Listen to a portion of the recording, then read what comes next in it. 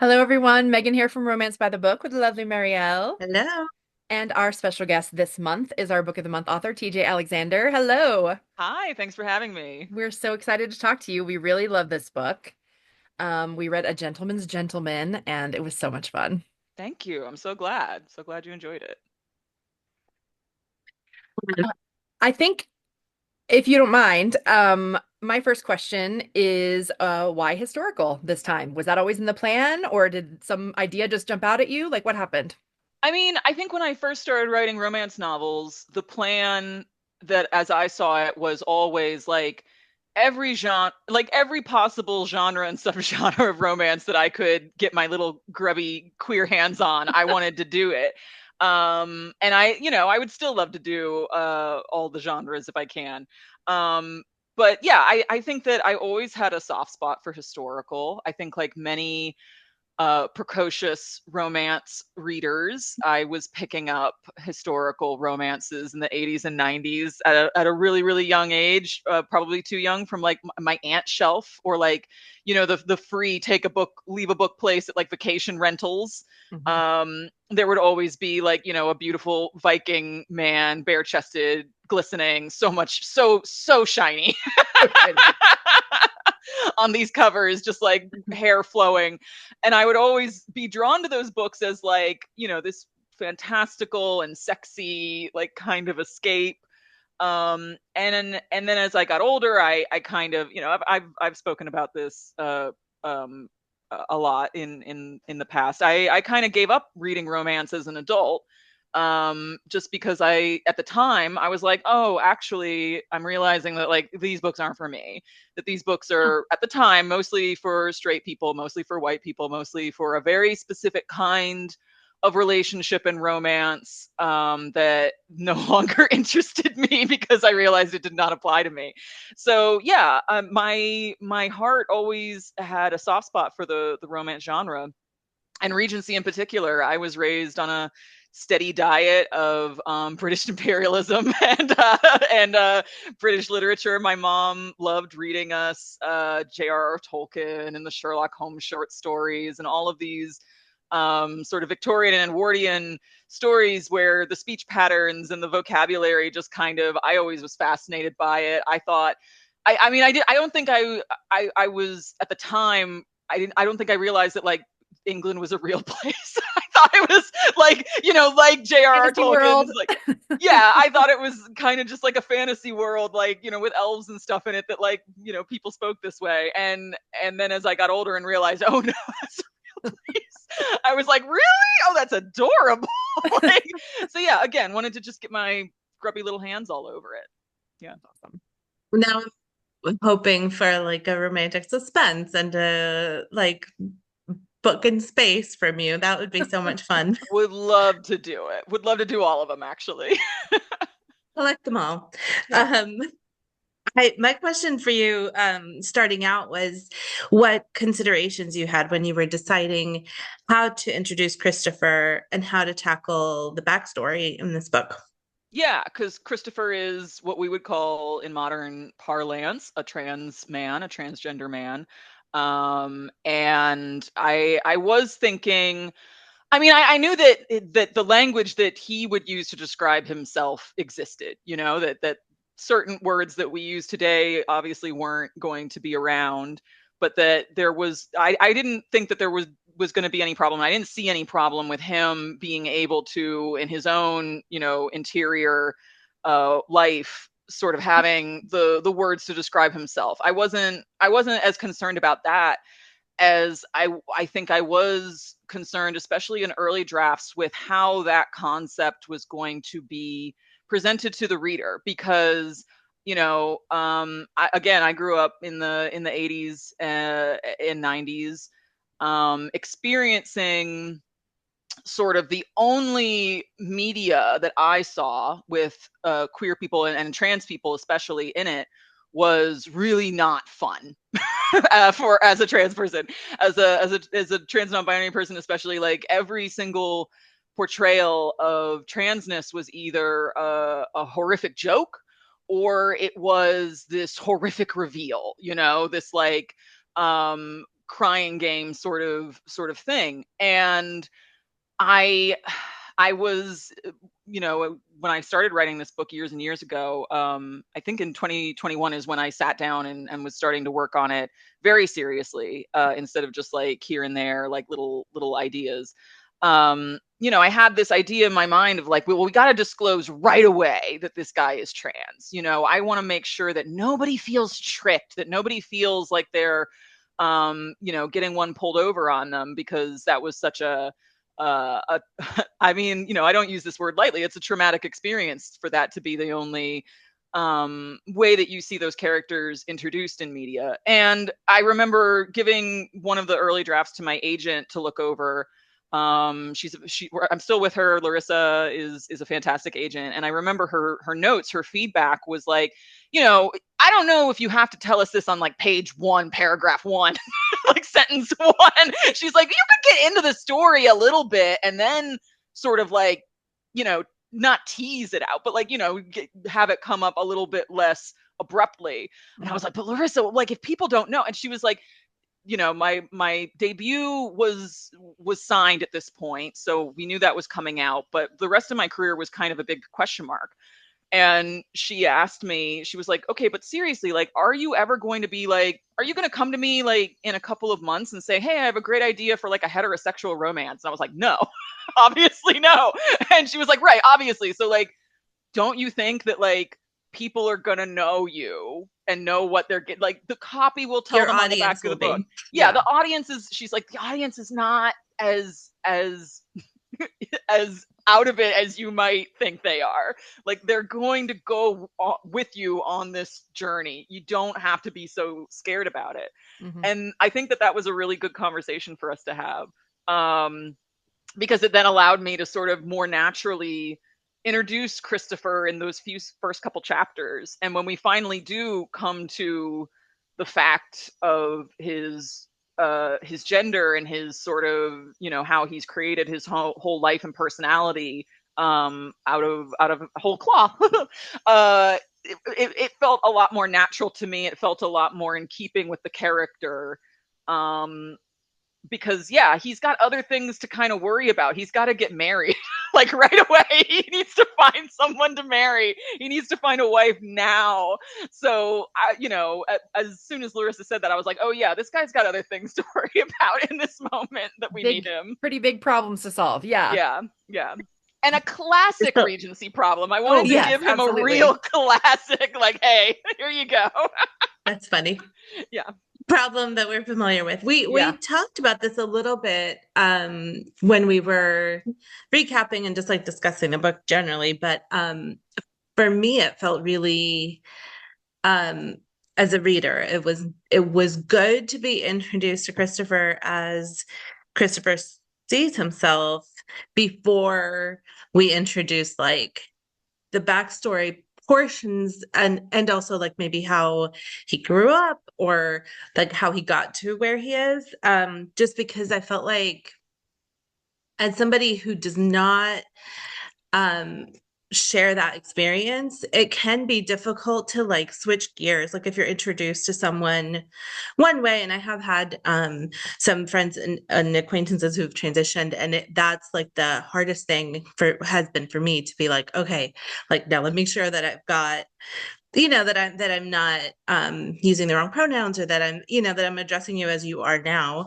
And I thought in the book it was like we were introduced to Christopher as he is, and then anything that came before that was just like, oh yeah, that doesn't apply now. And it never, like, I didn't ever have to in my mind switch over or do any, like mental Yeah. adjusting, which was great because it felt like I was already buckled into the ride and I could just kind of go with him. Yeah. And, I did want to keep that sort of like, backstory Mhm. explanation, for lack of a better term. I wanted to keep that reveal like as a much later thing, in a much later act in the book. Partly for the reasons that you're describing, that just like, my audience, whether they're cis or trans, I want them to meet this character and get to know this character on his terms, right? Christopher sees himself in a very particular way, and it wouldn't make any sense because we're living in his point of view, a little removed in third person, but we're seeing everything from his point of view, and he wouldn't think to, introduce himself or talk about himself in his head in those terms. In fact, it's a very important part of his character that he is trying very, very hard not to think about the events that led him to living the way that he is. And it was funny because when I was working on this book, I would get asked by people, what are you working on now? And I would say, I'm working on this Regency romance about an Earl who's a trans man. And everyone, cis, trans, queer, straight, everyone kind of had the same reaction, which was like, oh, so it's like a fantasy world? Like, it's not based in like our Regency era? Because that never actually happened, did it? And I was like, we don't know. Right, like you wouldn't know. That's the whole point. Yeah. We would have no idea. And I was like, no, it's real. It's the real Regency. And the follow-up question would always be like, well, how is that possible? And I was just telling everyone, like, give me 350 pages and I'll tell you. Like, I'll just like, that's part of the story, that if you want to find out, you got to pay, the cover price for this book.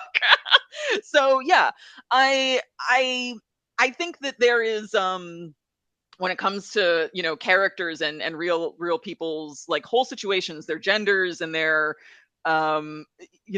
origin story, trans people have this like real laser focus on them specifically to like explain themselves clearly and in very black and white terms and upfront.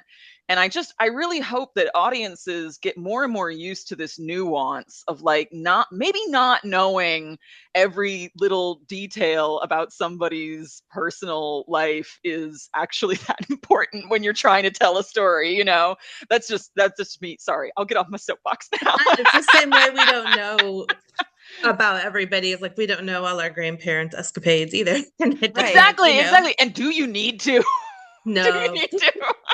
In fact, pass on that altogether. Yeah. Let's all agree that there are some things that we just don't need to know. Yeah, but that's fine. Fully. They're sweet and they love cookies, and that's all we need to know. Yeah, exactly. You know how they were with you. That's all you need to know. Yeah. So speaking of point of view, was it always only ever going to be Christopher's point of view, or did you consider dual POV at any point?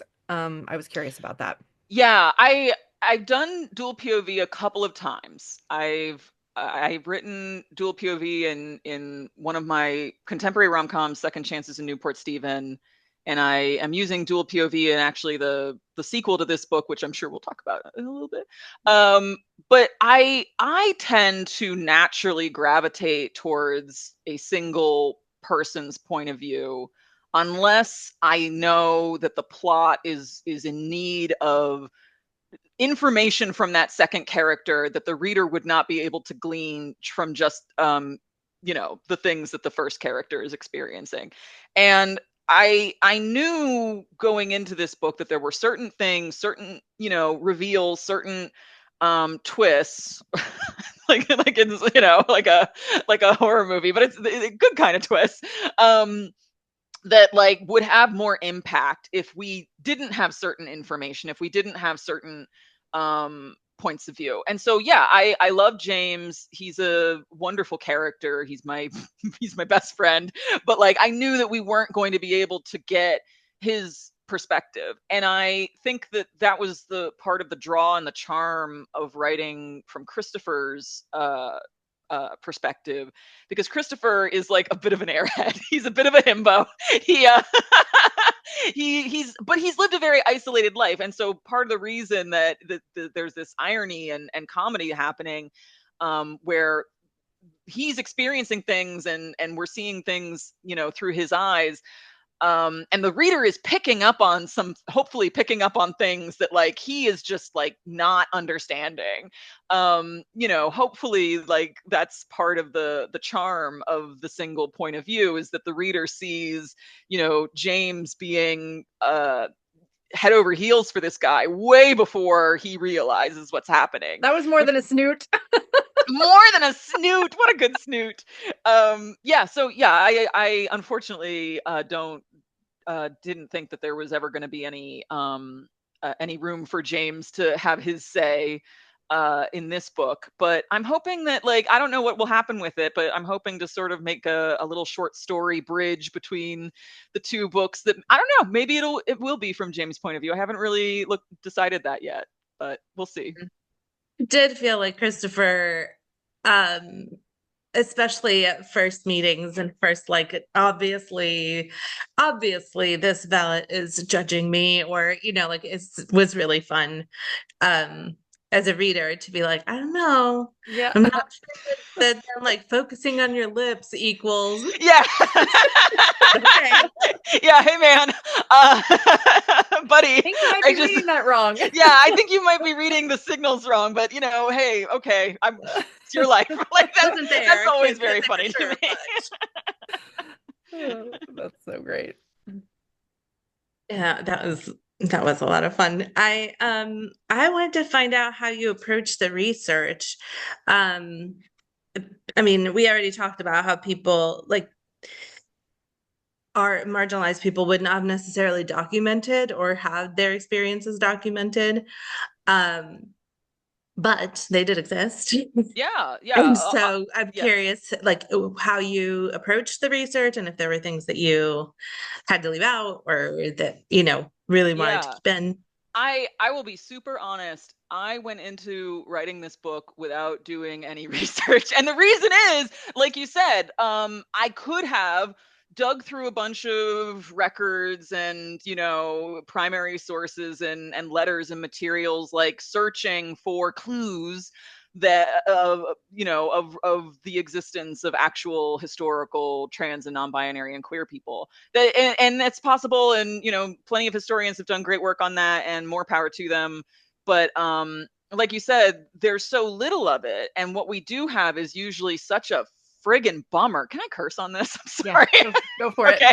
It's such a fucking bummer and a downer, because what we do have are the records of, punishment, imprisonment, jail sentences, people being put to death, stuff that I don't personally want to spend all my time digging into. And like, how would that have helped me tell this story? Like, was sort Yeah. of the conclusion that I ended up coming to. So like, yeah, I could have sat down and read a bunch of history books about the Regency period and the social mores and all of those sorts of things, and maybe it would have grounded this story in a little bit more of historical accuracy. But I came to this idea of this book thinking, I don't actually care that much about this being historically accurate, because it's very clear to me that, as far as like cis straight people go and their fictionalized accounts of the Regency era, they don't care about involving people like me in it. They don't care about including us. So why should I care about, keeping all these little details that appeal to them and their sense of what history is, that, we can get into a little bit more if you want. But like, in my opinion, a lot of this stuff is just genre convention and not based in actual historical fact. So yeah, so that was sort of the chip on my shoulder that I had going into this. And also, like, I was eager just to get to writing and I didn't want to waste a bunch of time. I'll be honest, I was lazy and didn't want to waste a bunch of time reading a bunch of history books. I have since sort of come to a more, I think, nuanced idea about the role of historical accuracy in this book and in other romance novels. And through the copy editing process was kind of where that happened, where the copy editor was like, I get your whole philosophy. I support you. But However, however, nobody could go off the rails before trains were invented. So I don't know if do you want to keep this in, because it doesn't make any sense. So like those kinds of things where we had to sit down and have like real, and some of them were easy. Like in that case, obviously copy editor wins. Like you won. right. Like that makes sense to me. But then there were like real discussions that we were having back and forth between, me and my editor and the copy editor and my agent about like, okay, is this, first of all, is how it's written even if it's not historically accurate, if we change it to be historically accurate, will a modern reader understand what we're talking about? Will it even be clear the idea that we were trying to communicate? Because if someone can't even understand what the book is saying, then, or what the character is doing or what they're thinking or feeling, then like if I can't reasonably expect a modern reader to understand a certain phrase or a certain thing without a huge long explanation, then like, is it going to go in the book? No, it's not going to go in the book. Is the historical accuracy going to go in the book if it really steps on a punchline or a joke that I personally fight for? Like, then no, it's not going to do that. But I would say in like 99% of the things that came up during copy edits, I would say that like, oh yeah, this historically accurate thing can go in there. Thank you for correcting me.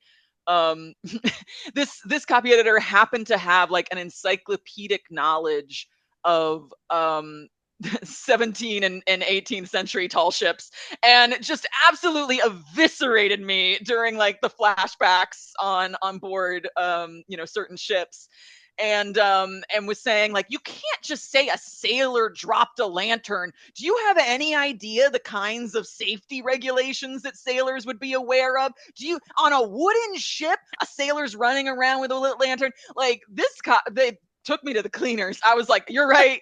You're absolutely right. I am so sorry that I, even in an early draft, denigrated the name of 1820 sailing. I did not mean to do that. It doesn't help the story in any way. It says nothing about the characters or their motivations. We Oh will my change gosh. it. Don't worry. That is so funny. Yeah, in those cases, like, obviously I'm going to listen to someone who's smarter than me. But in like, the very, very rare instances where I was like, it doesn't make any sense if we try to explain it the way that it actually was, or it doesn't actually make any sense logistically if we're gonna like hew this closely to something that might have been true.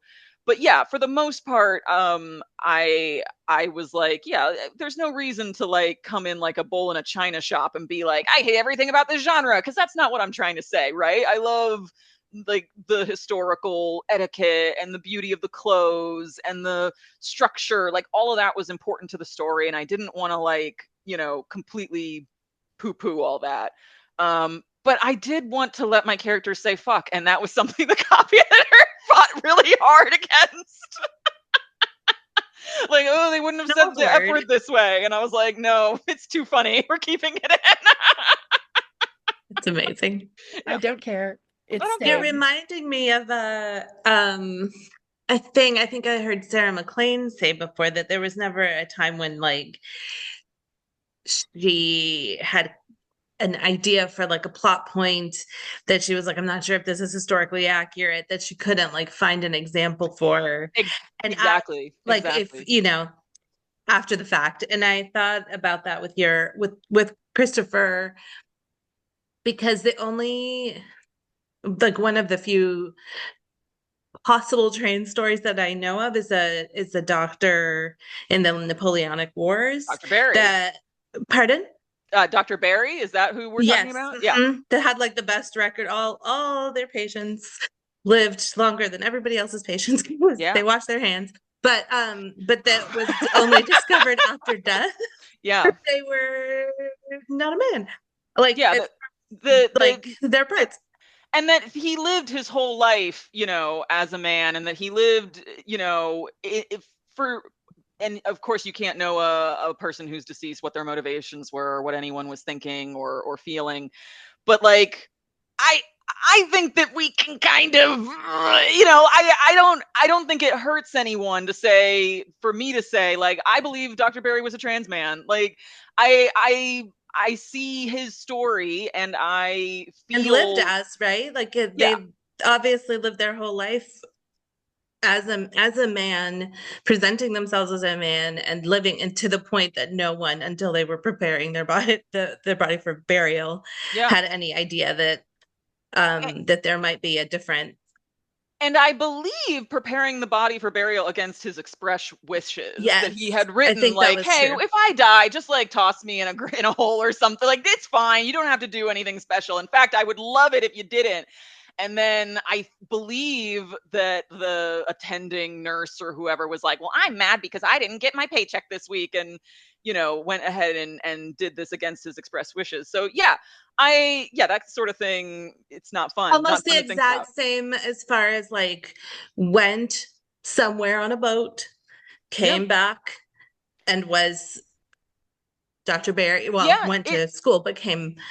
it's fun to think about as a trans person how much easier certain things would have been in the past when there was less scrutiny and record keeping on Yeah. everybody. And Sarah and I think I can say we're friends. We text each other. Sarah and I have had this conversation before about like you could make anything plausible because there is in history so much weird stuff that has happened, so many outliers, so many exceptions, so many things that are outside of the norm that, like, it boggles the mind for me to have people still treat the past as if it's this monolith that everyone was saying and acting and dressing the exact same prescribed way, when in actuality, like, you would never think that that is true of today, so why would it have been true then?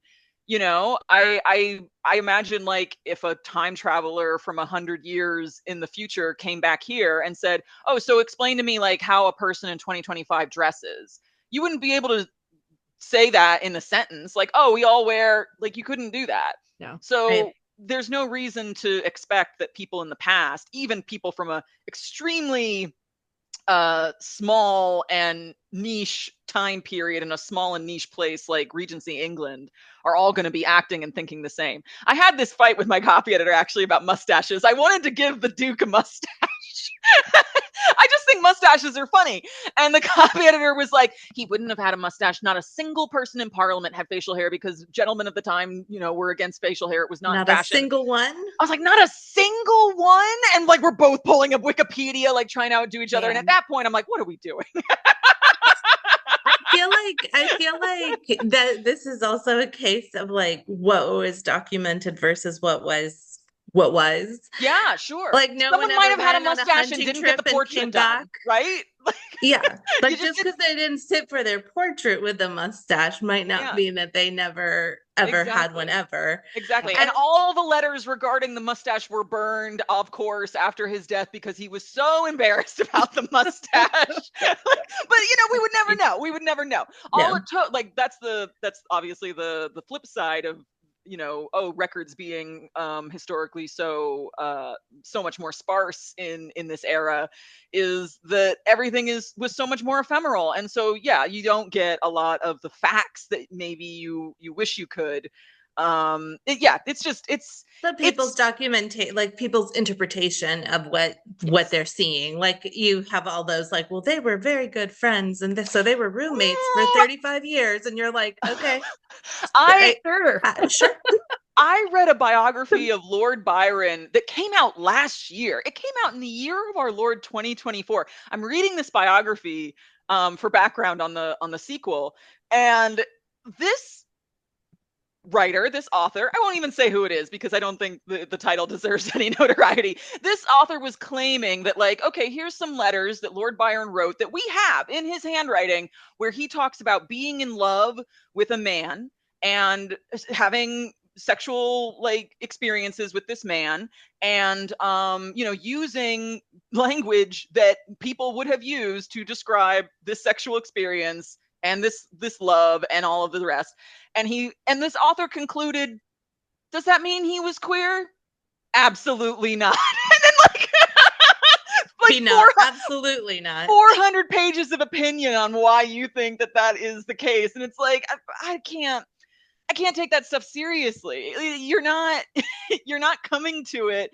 You don't even have to have an open mind, really, in my opinion. You can have, like, your own personal ideas about what was and wasn't happening. But when you have, like, when the proof is, even when the proof is right in front of a straight person, that, like, this is what this guy was saying in his own words about himself, they will still find some way to be like, but no, like, so, sorry, just me Just getting, friends getting helping on each the other out. soapbox again. Besties. So close buds. Like, boys just did things. It's like, no. Buddy, no. Oh my word, that is a choice. Yeah. Oh my gosh. I for some reason when we were talking about Christopher's clothes earlier, it made me think about his preferred like color palette being so light Yes. colored and everything like that. And I was wondering if there was anything to that as far as like the morning clothes that he would have been wearing on the ship and also like when he took his chance to change his life and if that affected how he moved forward in his choice. Yeah, absolutely. The idea that he's like very, I would say, a little bit hyper fixated on wearing light colors as opposed to a darker palette, or even like a jewel tone palette, which I believe would have been more fashionable for a gentleman of his age around 1819. He so yeah, part of it is that he is trying to go the exact opposite of facing head on the idea that he should be in mourning or should have been mourning.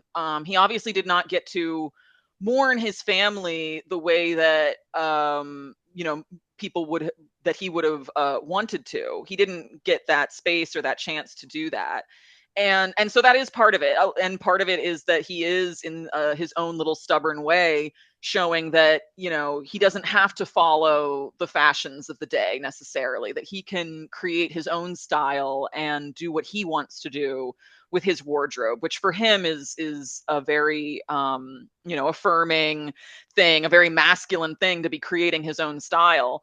um and also I think that there's a little bit of in a way like a sort of play happening with the idea that he thinks of himself as a ghost, that in a way that he's living this life that in the back of his head he's always kind of remembering is not really his own in a lot of ways. And the idea that like something died in the past on that ship when he became Lord Eden, and that in his mind it was him. I think that I was really trying to play with this idea of again, growing up in the 80s or 90s and as a queer kid, this culture of death was what people were always talking about when they were talking about gay culture and queer culture. And trans culture especially has this idea of death around it constantly. This idea that like, oh, when you transition, you take a new name and your old name is your dead name. The other half of you, the other half of your life, that person is dead. And that you are some new thing. And that can feel not great for a lot of trans people, I think. And I think especially a guy in Christopher's position, where the opportunity that he got to live the life that he wanted is entwined with this guilt that he has over the way that it happened, is playing a lot with that idea, is playing a lot with the idea of death and rebirth. And I think that wearing these light clothes and him being convinced that the abbey is haunted that he lives in, and that ghosts are real, and that they're coming for him specifically. I think that maybe in subconscious ways he is dressing in these light colors in kind of like a woo cartoon chic ghost kind of way. Not to get too Scooby Doo about it, but I mean, in my head, that kind of was what made sense for him. And also, just coming from a comedy background of like visually thinking it interesting to have a short guy in light colors next to this tall, thin guy in dark colors. To me, that visual contrast is also very funny. So yeah, Because his coloring was very fair too, right? Like yes. he's He's a blonde, and he's James is quite dark dark. featured.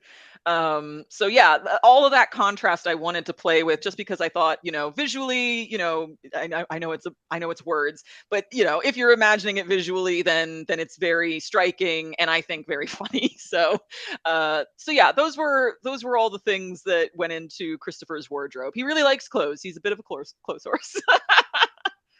You said reminded me too of there's been probably a couple of historicals that I've read in the past where there's like a bit of a sticky point for the hero who's inheriting a title, with people being so like, oh, amazing, you must be so happy, and they're like, but I liked my dad, so Yeah. like Not so much. Yeah. God. this is like Yeah. like, Yeah. Yeah, and I felt the whole structure of the aristocracy is really kind of morbid when you think yeah, about it.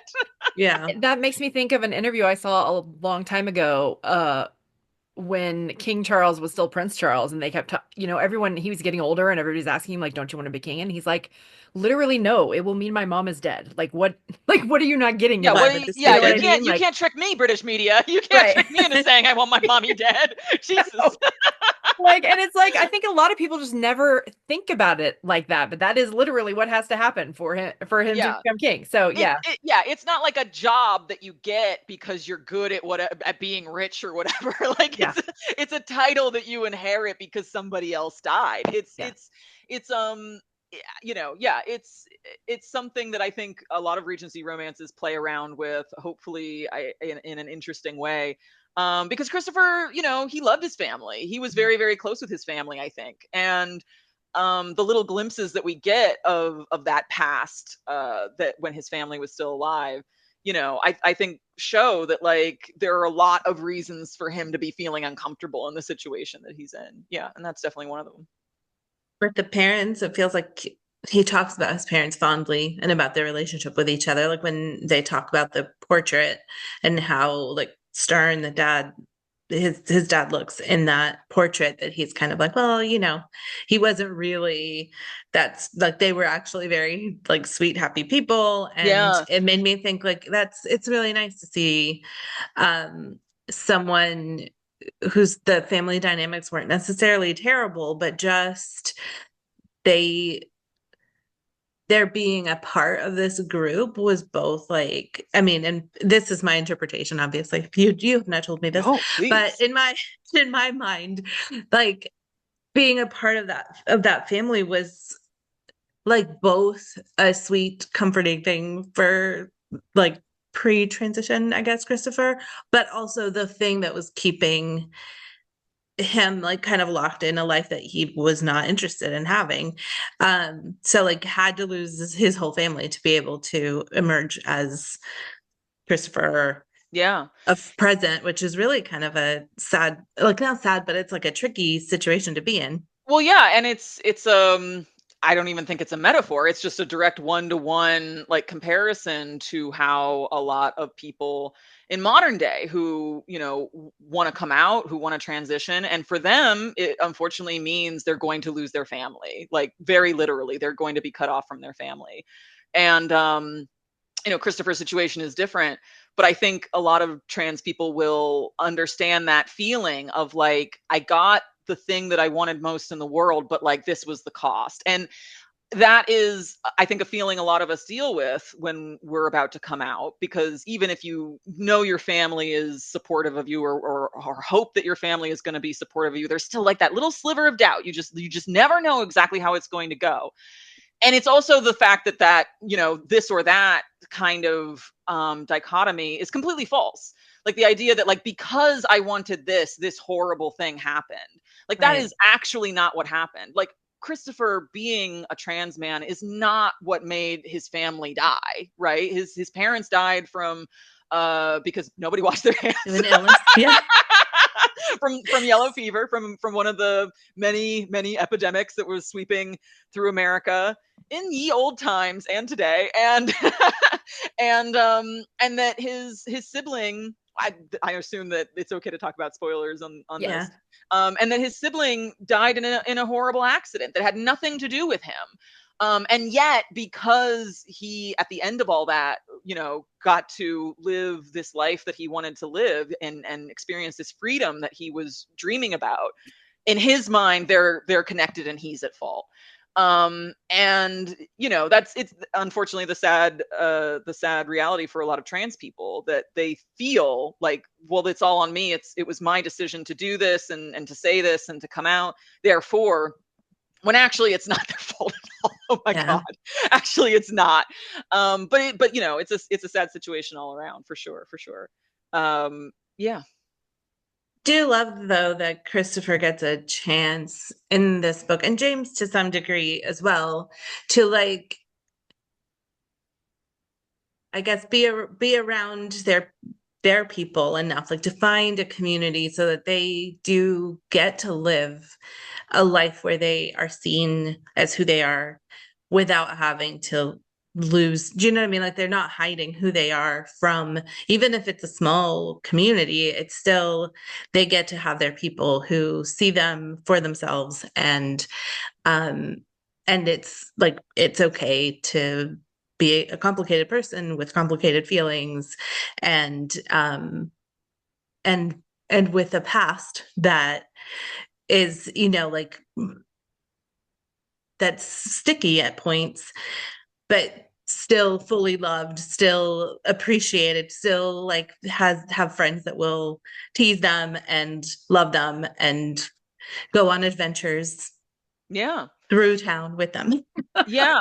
I hope that, the big reveal towards the last act of this book um hits people in a way that, because it is a miracle. It feels miraculous, I think, when you're a trans and non-binary person and meeting your first in person like trans and non-binary friend is just like this miraculous experience that, like, I don't know if there is a better way to describe it than how I did with them, coming out to each other.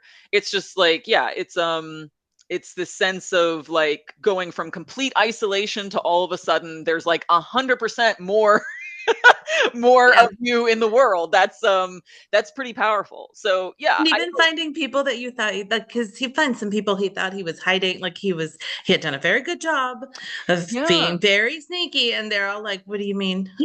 yeah, Like yeah, you and looked and that and nice every yeah, day." and the question of like, who were you, what were you trying to protect and what were you trying to preserve by not coming out to certain people is, I think, a question that, Christopher is still grappling with towards the end of the book. And that I think we all do in queer life. What things, and you second guess yourself, like, well, should I have said something? Should I have not said something to this particular person or whatever? And I what I wanted to, I guess, highlight with the whole Plinkton story arc, the butler who um pretty much raised Christopher, was that you kind of never know where that support might come from, right? You have no idea, like, coming out, you kind of in your mind, are ranking everyone, like, from like, okay, I think Mm. they're a real one, we'll see, and then like maybe just skip this one, but like that is kind of like the list that you're going through. And there are a lot of people that, like, you realize, like, oh, I should have, or I could have given you more credit. I am pleasantly surprised that you have really come through on that one. And I think, yeah, the idea that you really need to leave room to be pleasantly surprised and make room for joy is an important one in trans literature. It's something that I think we could definitely use some more of. Yeah. This Um, was so much fun. And we have a couple of questions. I guess if we're at that yeah. part that we ask everybody who comes on here. Let's do it. Megan, I'll let her start. Okay, so mine is, do you have a favorite trope to read? I love all my trips equally. I I like to read any trope where you go from one extreme to another, right? So like enemies to lovers, friends to lovers, any trope that explores like a drastic shift from one thing to another thing is to me always very interesting. Trans. So so I do love those kinds of books. I just finished reading, I think it comes out later this month, Meryl Wilsner's next book, My Best Friend's Honeymoon. It's about a woman who leaves her husband, or her fiance, I should say, at the altar, or basically at the altar, and decides to go on the prepaid honeymoon vacation with her best friend who has been in love with her since childhood. And it's just like, mwah. I Love a just pining. love that stuff. Can't get enough of it. Yeah. Oh, the pining. It gets me every time. Oh yeah. Oh, is that a trope though, or is it just like a necessity? Like I don't think of mutual pining or pining as like a trope so much as like if it's not there, what am I doing here? Yeah, Do absolutely. you think some tropes lend themselves to it a little bit more? Like Friends to Lovers feels like one where you can have a lot of pining, It's and some, true. For you sure. know, Well, I and my personal fave, like best friend, siblings best friend, also like Oh. lifelong pining, usually at least on one of their parts. Yeah. No, interest. Yeah, I like the sound of that too. Very good. question is more about your writing process. If we watched you in the middle of your writing, what would we see if we were a fly on the wall? Mostly a very agitated person yelling at cats to stop eating whatever it was they found on the floor. Yeah, no, I spend most of my writing time just kind of staring blankly and like hoping that something's about to happen. And like sometimes it does, and it's woo, what a relief. And then most of the times it's just like, oh my God, like please, please, please stop checking social media. Please, please, please stop looking at Tumblr. Like yeah, I just kind of fart around a lot while I'm writing, and it seems to have worked out for me so far. So I guess I'll just keep doing it. You finished If it several ain't books broke, that as way, they so say. Yeah. Yeah, it happens somehow it happens. Who knows how? Well, thank you so much. We really love this book. We hope everyone out there has gotten their hands on it already. If they haven't, where all can they find you online? I am on Instagram and Blue Sky at TJ Alexander NYC, and on Tumblr at TJ Alexander NYC. And I have a newsletter that you can check out at my website, tjalexander.com. Sign up for that. Awesome. awesome. And then up next, you Oh, said you're oh writing a yeah. sequel? Up next, there's going to be a sequel to A Gentleman's Gentleman coming out next year. It's called A Lady for All Seasons. One of the main Eh? characters is going to be Verbena Montrose, the eminent gossip of London town that we meet in Gentleman's Gentleman. So fun. We come into her love story where she is still desperate to find her own husband. Things are getting pretty dire. She concocts a fake marriage scheme with Etienne, the tailor and best friend of Christopher from A Gentleman's Gentleman. So they're I guess they think they're inventing lavender marriage. They think, oh my God, are we the first people to come up with this? We're such geniuses. And then everything seems to be going well with this plan until a preeminent poetess, a mysterious gender fluid poetess, publishes a poem alluding to the fact that she knows what they're up to. And shenanigans ensue. Oh, that sounds so fun. So have a car chase, well, carriage chase. Yes. No, there's no carriage chase in the sequel. Didn't quite get the speed going for that. But there is a ballroom scene that I think people are going to go a little bit feral over. Amazing. Cannot wait for that. When does that come out? Spring 2026. I don't think we have a solid date for it yet, but hopefully soon. Hopefully soon there'll be a cover and all that sort of good stuff. Amazing. Yeah. Wait, your cover is beautiful on A It is. Gentleman's Gentleman. So Thank I'm, you. Can I tell you a very quick story? Yes, absolutely. yes. So this is a cover, a beautiful cover. I was really happy that they decided to go with a photograph on the cover. I thought it looked like, very, just had the exact right tone, the exact right everything. So I said yes, yes, yes to this photograph. And then like right kind of like we were coming up to like a deadline where we needed something to send out to like all the stores and all the data that needs a cover along with it. Like that deadline was coming up, and the art director said, unfortunately we can't get a hold of this photographer. He's just fallen off the face of the earth and isn't responding to anything. So we might not be able to use this photograph. We might not be able to get to the rights to it. And I was like, oh, devastated. But like there was a backup boy, another boy in another picture that we were going to use instead. And I was like, yeah, I love this boy, but I was kind of lying. I was like, I miss my old boy. And then at the very, very last minute, this photograph, we did get the rights to it and it all worked out and it was amazing. But all of this unbeknownst to me, after all this drama, we reveal the cover. This man is a famous man. This is a famous man. His name is Zach Pinsent. he's credited here as the model, and Man. I mean, I don't know that man, but I have seen this man on yeah, Instagram. Yeah. I had not seen this man. He's, if you don't know, like I didn't, he's a famous historical tailor and designer. He designs all of these beautiful outfits himself. He Oh, wears them wow. himself. And his work is gorgeous. I was aware that there were guys who did this. I follow them on the internet, but all the guys I follow are trans guys. So I didn't know that this guy was doing that. And so Yeah. when we released the cover, we got a lot of his fans asking, like, does he know that he's on your book? I'm like, who are you talking about? You're Who like, is that? probably. I was like, I You're don't like, know. that's a chin. What are you talking about? I don't, my boy, no, I didn't understand what was happening.